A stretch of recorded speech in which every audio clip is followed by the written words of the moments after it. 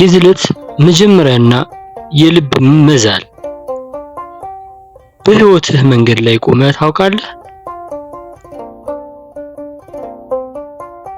ጸሎት እንደ ከባድ ሸክም ሲሆንብህ፣ ቤተክርስቲያን መሄድ ትርጉም ሲያጣብህ፣ መዝሙርና ቅዳሴው ለጆሮ ድምጽ ብቻ ሲሆኑብህ ተሰምቶ ያውቃል? ይህ መንፈሳዊ ዝለት ይባላል። መጽሐፈ መነኮሳት ይህንን ሁኔታ የነፍስ ድርቅ ይለዋል። ልክ መሬት ዝናብ ስታጣ እንደምትሰነጣጠቅ ነፍስም ከፈጣሪዋ ጋር ያላት ግንኙነት ሲላላ ትሰነጣጠቃለች። ሰላም ይርቅሃል፣ ጭንቀት ይወርሃል። በዙሪያ ሰዎች ቢኖሩም ብቸኝነት ይሰማሃል።